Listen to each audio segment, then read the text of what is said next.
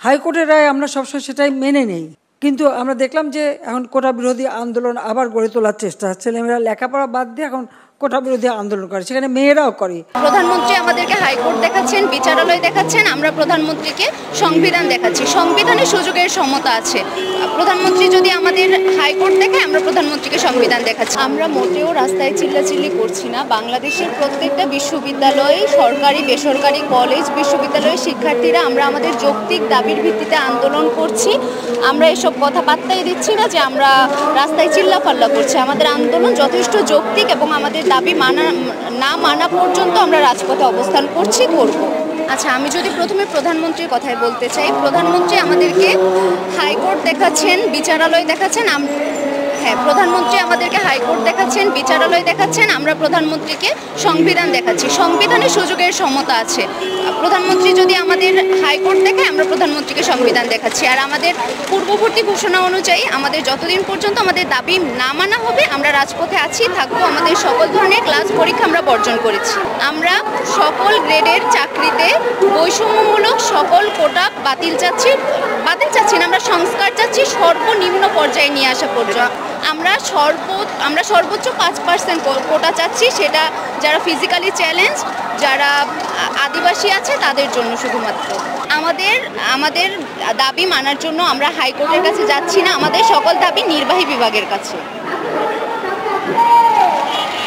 আপনারা যে নির্বাহী বিভাগের কাছে দাবি করছেন, কিন্তু নির্বাহী বিভাগ থেকে, অর্থাৎ নির্বাহী বিভাগের প্রধান যিনি প্রধানমন্ত্রী, তিনিই বলছেন যৌক্তিকতা নাই, তাহলে আসলে ফলস্বরূপ কি? আমি তো বললাম, প্রধানমন্ত্রী আমাদেরকে হাইকোর্ট দেখাচ্ছেন, আমরা প্রধানমন্ত্রীকে সংবিধান দেখাচ্ছি।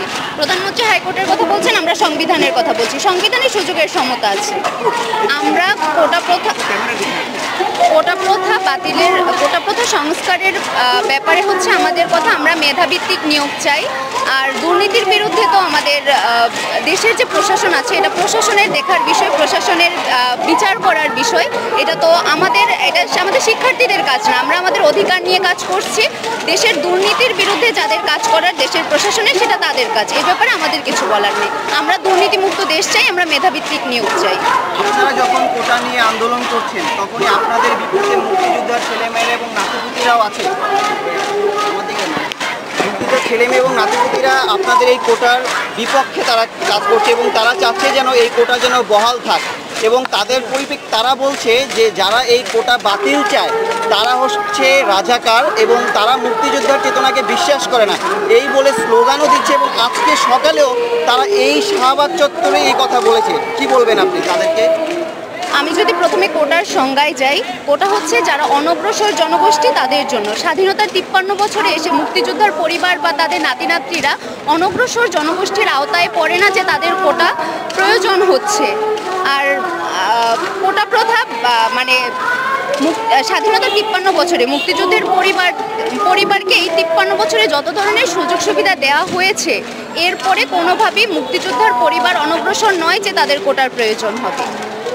আচ্ছা, যদি তাদের এই কোটা পাতাটাই যদি বহাল থাকে, তাহলে কী ধরনের সমস্যা হতে পারে বলে আপনি মনে করেন? অযোগ্যরা নিয়োগ পাবে। যখন আপনি কোটার মাধ্যমে অযোগ্য একজন ডাক্তার নিয়োগ দিবেন, তখন ডাক্তারের হাতে রোগী মারা যাবে। যখন আপনি একজন অযোগ্য ইঞ্জিনিয়ার আপনি নিয়োগ দিবেন, সে চাকরি পাবে, তখন দেশের স্থাপনা ভেঙে পড়বে। যখন অযোগ্য শিক্ষক হবে, শিক্ষার্থীরা শিক্ষা পাবে না। অযোগ্যরা যখন দেশের বড় বড় জায়গায় যাবে, দেশ দুর্নীতিতে ভরে যাবে, তারা সঠিক সিদ্ধান্ত নিতে পারবে না, দেশ নষ্ট হয়ে যাবে, দেশ স্বৈরাচারে ভরে যাবে।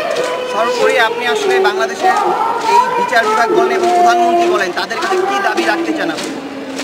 আমরা মেধাভিত্তিক নিয়োগ চাই এবং কোটাকে ন্যূনতম পর্যায়ে নামিয়ে এনে আসলেই যারা অনগ্রসর জনগোষ্ঠী, যারা ফিজিক্যালি চ্যালেঞ্জড, যারা আদিবাসী, সুযোগ সুবিধা থেকে বঞ্চিত, আমরা শুধু চাচ্ছি তাদের জন্য কোটাটা বহাল থাকুক একটা ন্যূনতম পর্যায়ে।